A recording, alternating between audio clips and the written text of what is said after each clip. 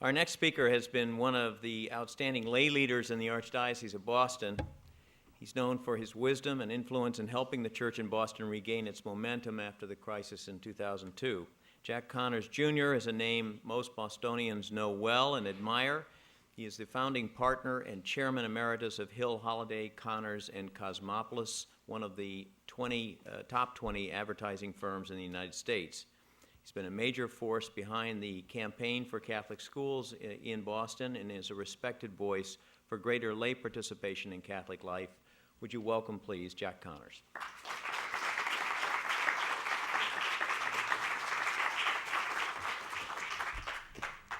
Good morning, folks. Dr. Butler, I have great news for you. I'm going to get us back on time, or at least very close. Great, okay. That may be great news for all of you. Just by way of introduction, I am here because of my high regard for a couple of original players in this effort. Father J. Donald Monin, who was the first person ever to have the sense of humor to ask me to go onto a board back in 1979, the board of Boston College, and Jeff Boise, who was a very dear friend, and I hold Jeff in very high regard. This is but one more example of his extraordinary leadership. So, Father and Jeff, it's especially a pleasure to be with you this morning. I'm a storyteller. There was some talk about telling a story. I'm going to tell you a story. And I'm going to tell you about, really, this story is about a journey. And it's a journey that really was a very enjoyable one, not just for me, but for a number of the people that took part in it. One of the greatest strengths, oh, and by the way, Father Monin said, one of the reasons I want you to speak this morning is you have sort of an interesting way of looking at problems, and maybe you could just share some of those. So we'll let you be the judge of whether the way I look at problems is interesting or not. But one of the great strengths in America, obviously, has been our entrepreneurial spirit. It doesn't have a dialect. It's not unique to one region of the country or another. And some Americans would argue that startups are a great source of new jobs, new hope, and new opportunities for Americans. I'm an entrepreneur, even though I have difficulty spelling it IR1. I built and sold two businesses, the first in the world of advertising and the second in the world of medical education. Without in any way trying to be disrespectful, the Catholic Church was a startup some 2,000 years ago. And within our faith, we have seen the success of many entrepreneurial efforts. The Jesuits, the Benedictines, the Carmelites, the Sisters of Notre Dame, the Sisters of St. Joseph, etc., etc., etc. Some argue that our faith no longer embraces startups. What I will talk about this morning is either a startup, or if it's easier, we will call it new and improved. As I mentioned, I came from the world of marketing and advertising, and in that world, one of the most successful companies, as you all know, is Procter & Gamble. And one of their more successful products is Tide. Tide, by the way, for those few of you who might not know, cleans clothes. When it was first introduced in 1943, the advertising claimed that it cleaned clothes.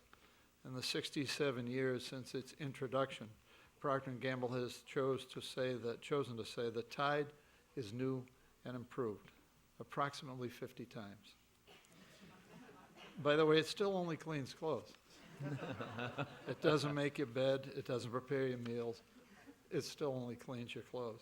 So I'll let you be the judge of whether what we're talking about is new or new and improved, because what we're really doing is introducing a model that's kind of new and improved on an old model that was proven to many of us to be the best possible preparation of Catholic education. So it's with that same optimism I want to share a story with you this morning about a model that truly is new and improved.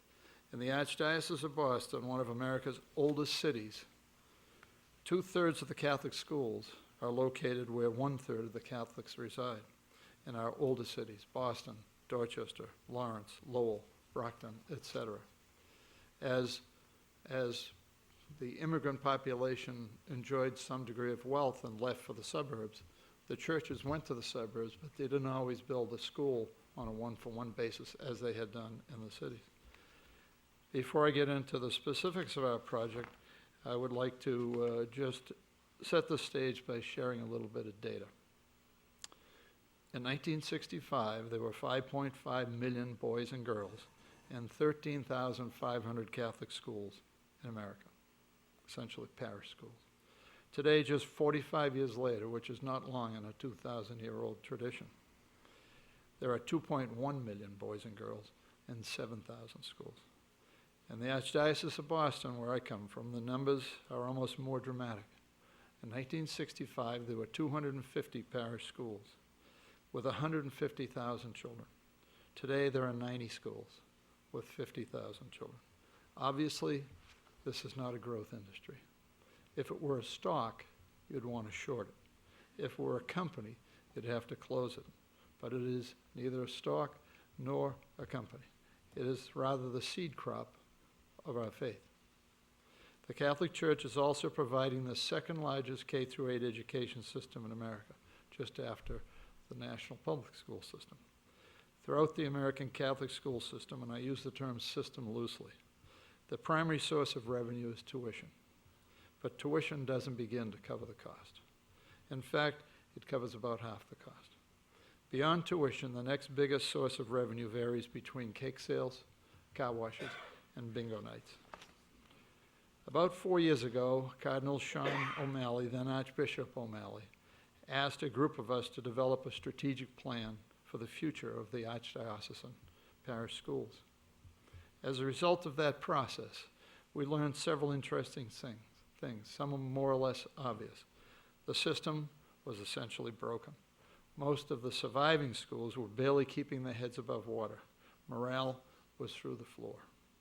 The nuns are long gone, but the teachers who work for an average of $30,000 a year, mostly women, by the way, are for the most part very good at what they do, and in our opinion have become the new missionaries. The difference being that they take no vows, except perhaps the vow of poverty, given that they make about $30,000 a year. They wear no habits. The schools themselves, picture if you will, and you'll see some during the Q&A, the schools themselves are the old brick buildings that you can imagine in some of the early cities. They're on average 100 years old. And those buildings really have good bones. But for the most part, they were held together by duct tape and baling wire. You may be interested to know, here's a fact that most of you perhaps are not aware of, that the Catholic schools are the largest purchaser of duct tape in America. I know this is true because I've seen it for myself in the boiler rooms of at least 25. We decided that there was only one way to handle it. That would be full immersion. This is based on the obvious premise that if you were to paint a '57 Chevy candy apple red, it would certainly look beautiful, but it would remain a '57 Chevy. In a recent article in the New York Times, Diane Ravitch, one of America's foremost authorities on all kinds of schools, was quoted as saying in her book entitled The Death and Life of the Great American School System, and I quote, "Where charter schools are expanding, Catholic schools are dying. But charter schools can't do the same thing. The Catholic schools have a well-established record of being effective, and they are being replaced by schools that have no track record." Joseph Vitoriti, a professor of public policy at Hunter College, who has edited 4 of Ms. Ravitch's books, said, and I quote again, "If you are serious about educational reform, you have to pay attention to what Catholic schools are doing. The fact of the matter is that they have been educating urban kids better than they are being educated elsewhere." So we have a dichotomy. We have the best product, and we have very little financial support. It costs approximately $20,000 a year to educate a student in the public schools across the land versus $6,000 in a Catholic school. Our track is not only more efficient, but we have the added value of teaching the kids moral values and faith formation. By the way, statistics also demonstrate that more of our kids will go to college than public school kids. I am here today as a spokesman for our team, men and women who have come together to become fully immersed in this project.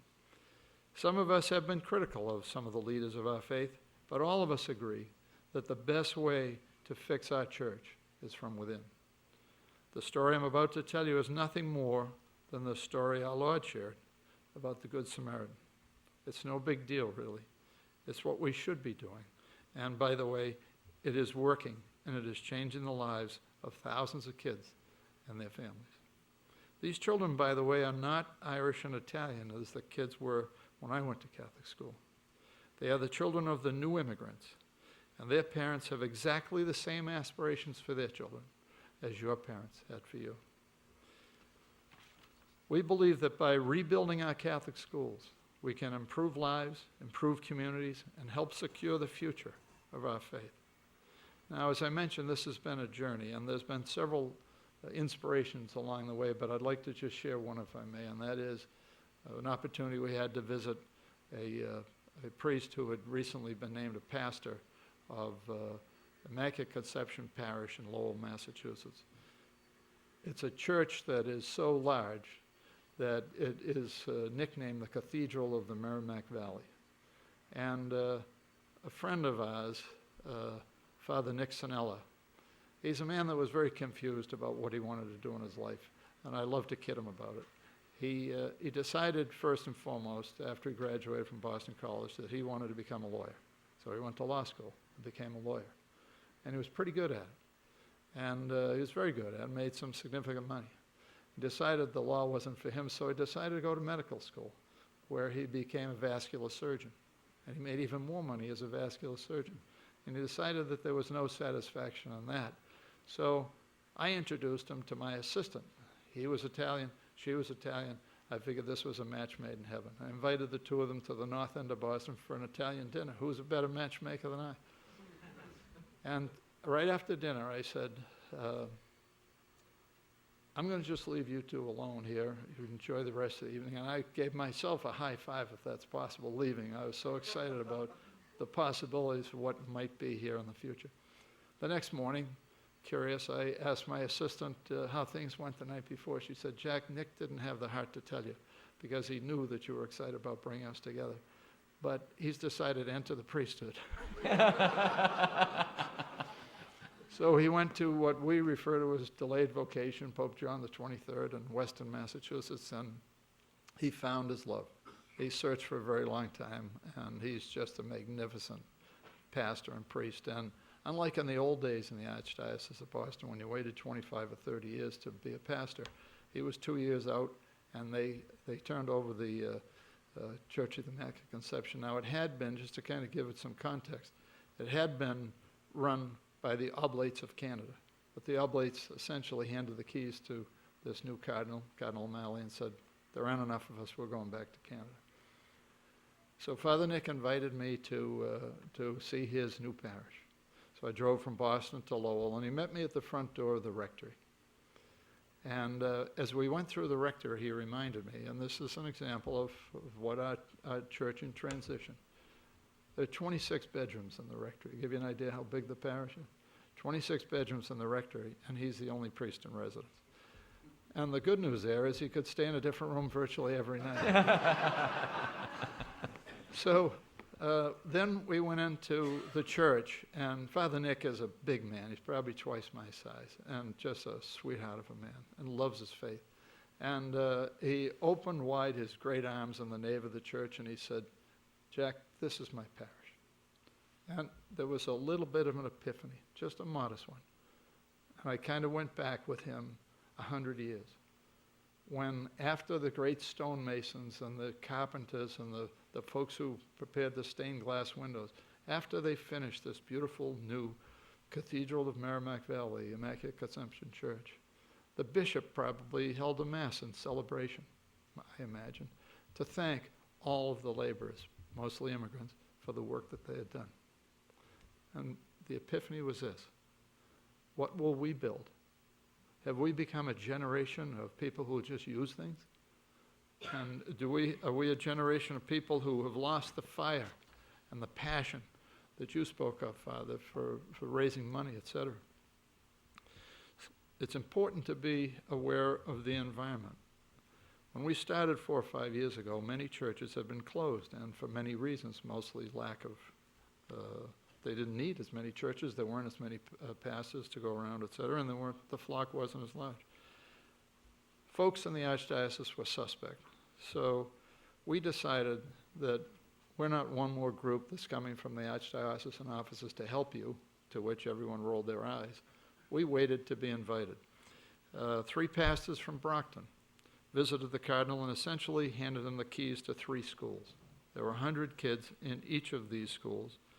The schools had major deferred maintenance issues, and they said they could no longer make ends meet.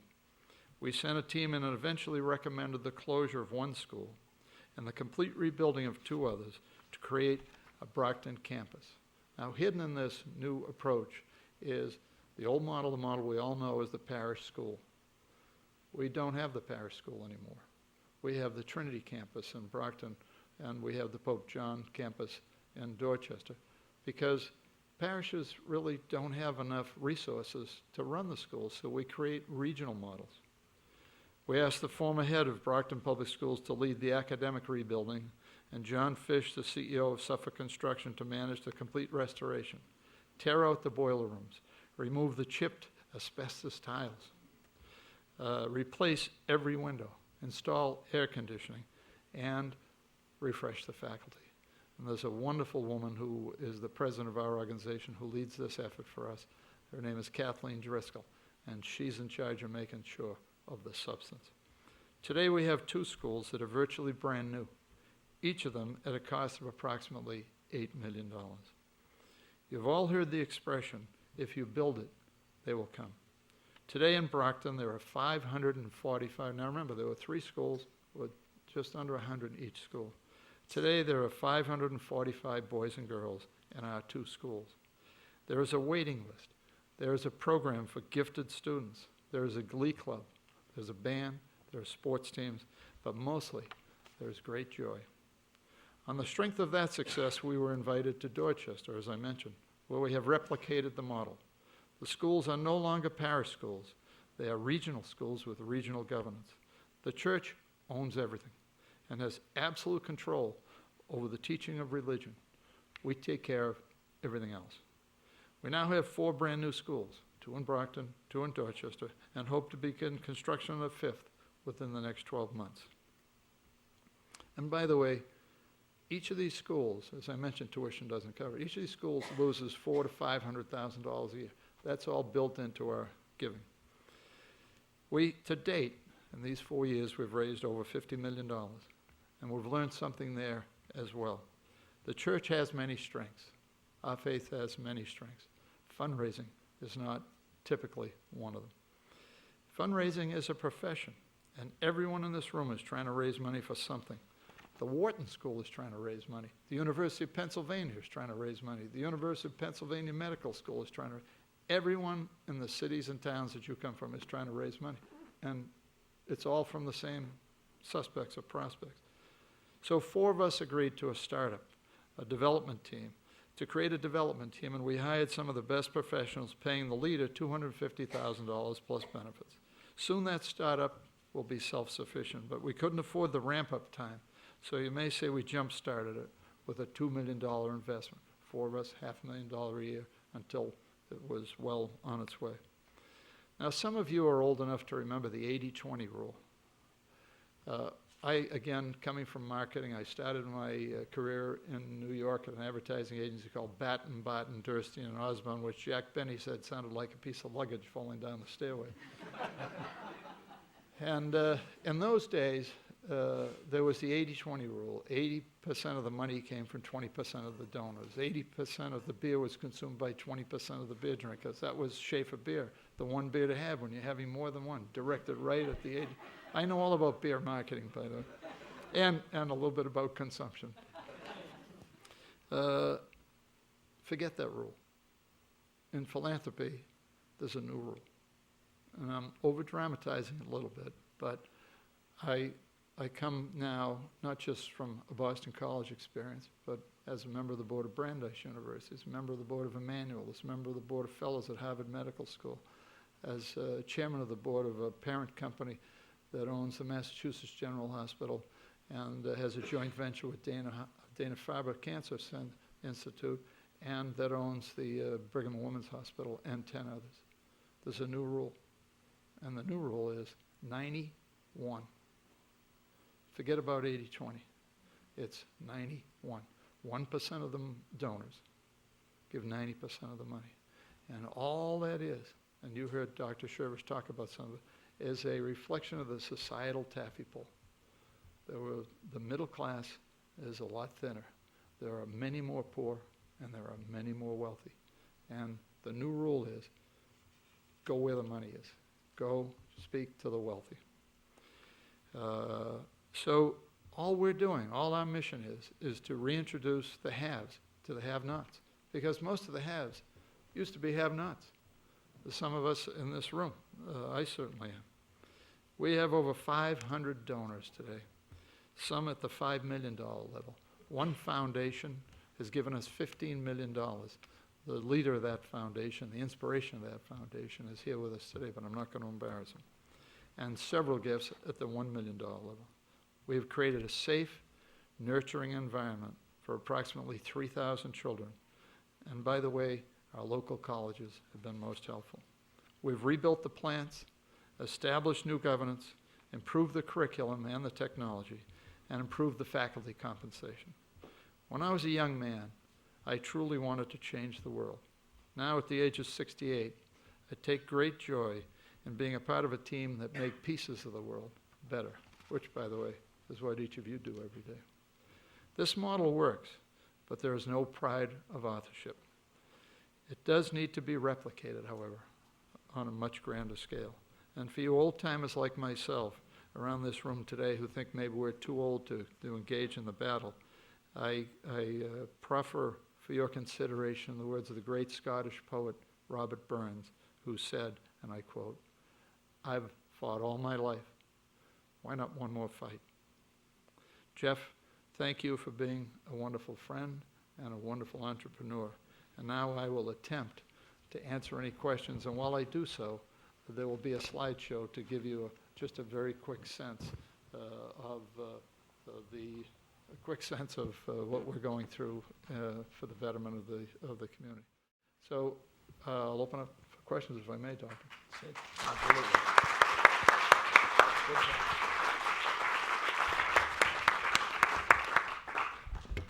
Okay, we'll open up to questions. Just to thank Jack for a really inspiring story there, and your 91 ratio is quite sobering. I just saw a statistic the other day on Catholic donations across the country, and the researcher found that 5% of donors are responsible for 59% of all the income that comes in. So it really is skewed that way. So let's go ahead and open it up for questions, and we have a question from Betty Ann over here. Betty Ann Donnelly from the Mary J. Donnelly Foundation.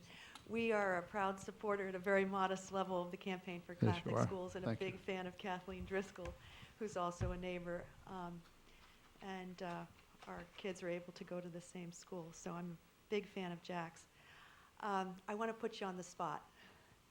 And, Won't be the first time that's happened. yeah.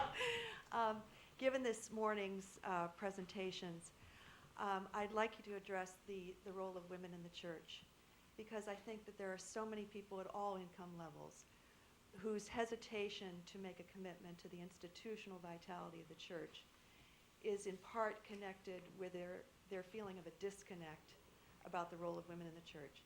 And it was interesting in Bishop Saratelli's account of the 60s this morning, there was no mention of the women's movement and the fact that we see women in top leadership roles in all kinds of institutions now, but not in our beloved church. And Carrie was quoted in the Newsweek article saying that this is a real problem for a lot of young professional men and women coming out of Catholic institutions, that women are not in leadership. So my question is, how can we, as lay people, help drive the conversation forward with the bishops and the leadership in our church to say something's got to give in terms of the role of women in the church? Well, thank you for that opportunity. I would answer it in a couple of ways. Maybe the preamble for my answer would be that as I continue to, I am what we've all heard of, I'm a practicing Catholic. In my case, I've been practicing for approximately 68 years, And my father would say, practice makes perfect. I'm still nowhere near perfect. And for me, I often ask myself, particularly when we were at ground zero of the clergy abuse issues, I've had a chance to question my faith, which I think is healthy. And in my case, my faith has never really been about the leadership of our faith, or about the Vatican, or about the vast art treasures, or about the organizational structure of the church. My faith is really based on the life of Jesus. And the life of Jesus was really all about example. And he wasn't impressed with wealth.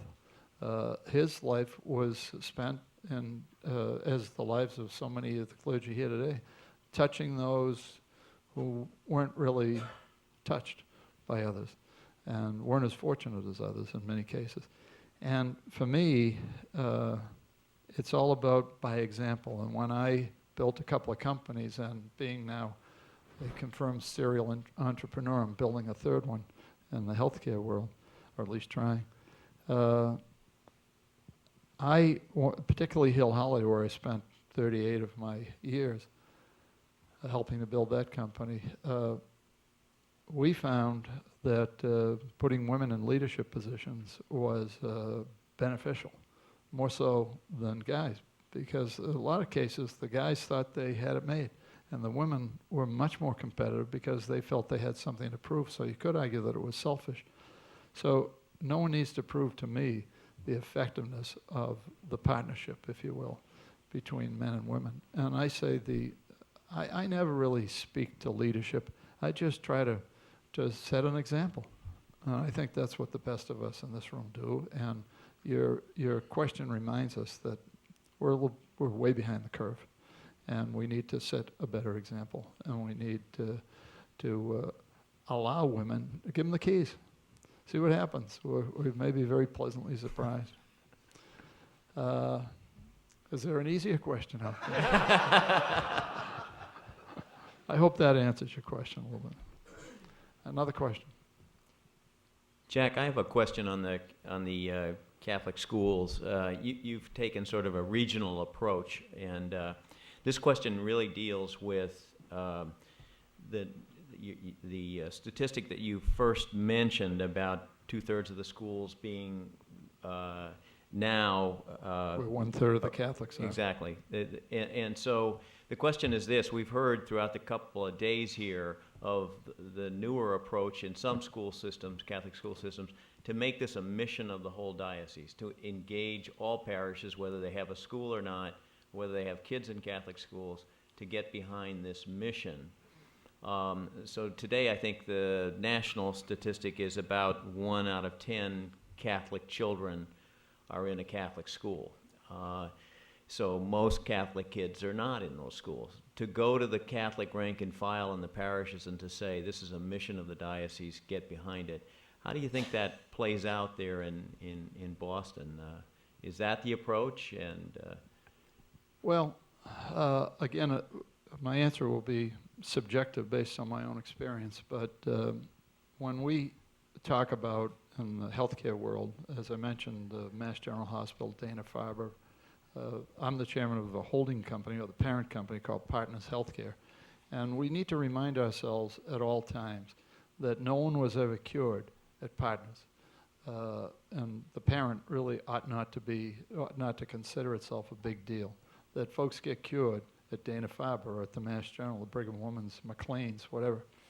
And I have to say that my own experience, and really our team's experience, is that the archdiocese in our case, or the diocese, has very little appeal. That's just our experience. In fact, particularly given the comment I made about being at ground zero, it's more suspect than respect.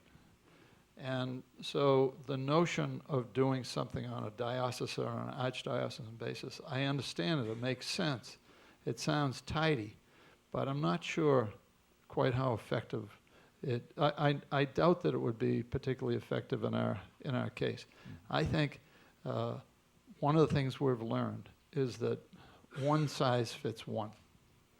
There is no template necessarily.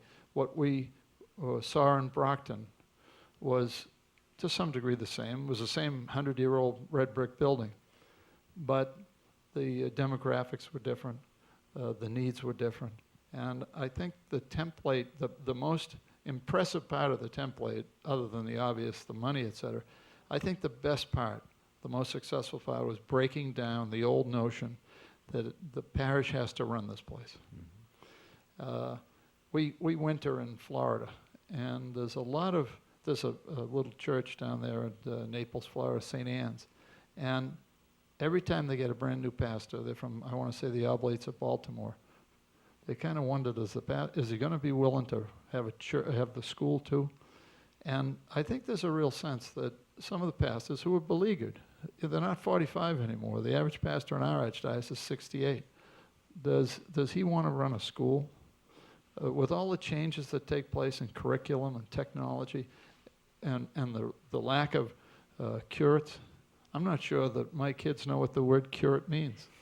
That it may just be that it's easier if you create that partnership and you allow other folks in.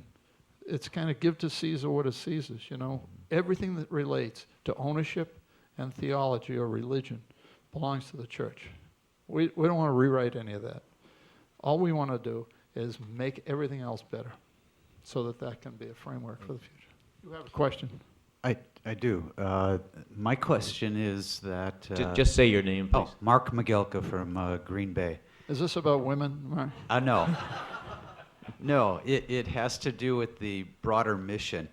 And in the two examples you gave, they're impressive in terms of your ability to focus, the energy, secure the financial resources to help move the school forward and revitalize it. My question is, what was the impact on the local parishes, the faith communities, in terms of their generosity? Was there any kind of residual impact in terms of mass attendance?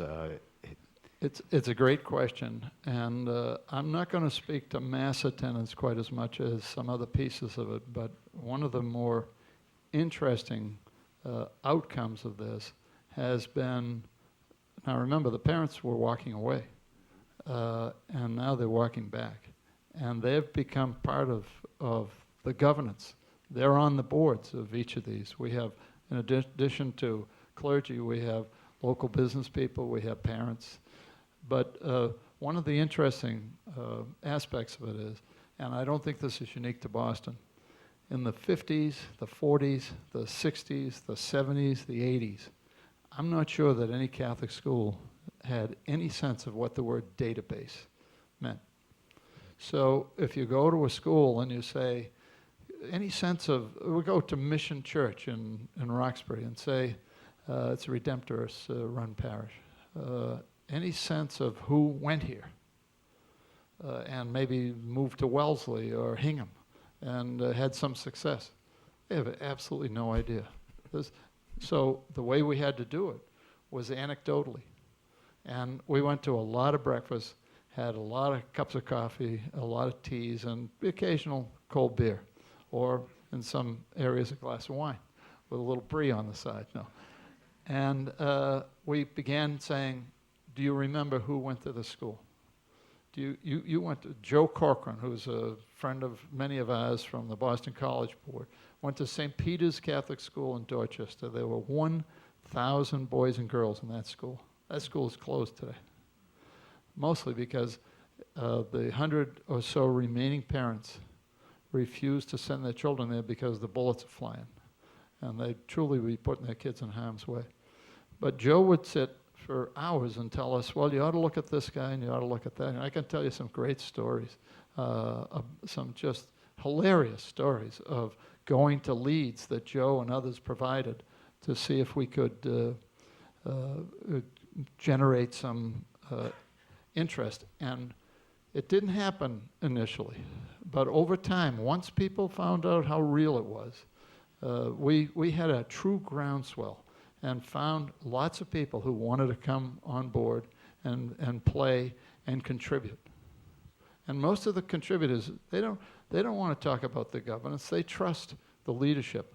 They just want to contribute. They want to be part of it. And it's, so now all of a sudden databases are being, and the one comes in, he gives $100,000. He says, you know, I got 4 other friends that I stay in touch with who were part of this school. So I can't speak to church attendance, but I can say that it's bringing people back home. And that's very encouraging and very helpful to it. I think there's, Father, you have a question. Yeah, my name's Bill Byron. I'm here at St. Joe's University in Philadelphia. I've heard about you. I admire what you've done. I'm grateful for what you've done. And you still came. Yeah. But my father came from Lawrence, so Oh, I've got roots up that way. Sure. I'm impressed at the role of Boston College in everything that we've heard. You have BC background. Jeff has BC background. You look to Father Monin as a mentor. Yeah. And what we need in these various metropolitan areas, we need networks.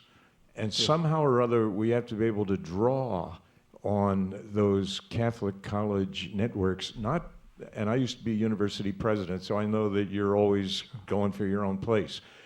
But look at what BC has done for the greater Yes. Boston area. And I don't know how we can pull together that resource. They're out there. Your friends, your generation, my friends, my generation, they're out there. How can we mobilize them? And regrettably, the Archdiocese is not the magnet. It's not the attractive place. No. So do we need to discover something new. Do you have any ideas? Yes, I think, and did I tell you about Tide being new and improved for 47? I think that it's disarmingly simple. It just takes time. It takes a lot of time. It's a very inefficient beginning. But if I may say so, you need to find me. And I'm done impressing people. I've been through my earning years, most of them. I'd like to think I got a couple more bucks to make, but for the most part, you know, I'm on the back nine. I don't know whether I'm on the 18th. I thought I was on the 18th green about 2 weeks ago, but I'm on the back nine. And you need to find successful men and women. Excuse me, successful women and men. And you need to encourage them to start something, to be entrepreneurs, to go fix this school. If you ask somebody to fix 50 schools, they can't do it. It's overwhelming. Can't fix 50 schools. But if they fix one, it's one of the positive infectious diseases. As I mentioned, we have 500 people that have donated to us. We have an organization of 25 people. We have a paid organization of 8 people. And so far it hasn't cost the Archdiocese a penny. It's all self-funded. But it's not, we are not supermen or women. We're just, I'm dying to tell you this one story. So Joe Cochran sends me off to see, I probably have to be a little more respectful of our time. We're well into the coffee break here. So I go to see this, Joe says, you got to go talk to so-and-so. He's got 48 car dealerships. He's got all kinds of money, and he went to St. Peter's School with me. He was only there for a year, and then he went to the public school. So I go to see this fella, who will remain nameless, and I say, you know what? I know you. I've bought a few cars from you. I know your plane. Your plane's bigger than my plane. Your boat's bigger than all the boats I've ever owned combined. And you are not famous for any philanthropy. And I want you to come home. I want you to consider, this is over lunch, I want you to consider a $10 million gift and a naming opportunity. We can't name you Saint something or other, but we'll find a way to name. We don't have that kind of power. And he's listening to me. And he lets me finish the whole spiel. I go on for 10 minutes about the opportunity and how he's going to feel wonderful about this $10 million gift. And he says, are you finished? I said, I am. He said, boy, are you talking to the wrong guy. He said, I hated every day that I was in that school. I don't go to church. If somebody dies, I go to the wake. And I don't go to the funeral because I will not go to church.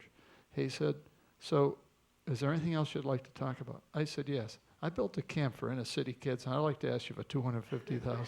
I was like the full of brush salesman that usually.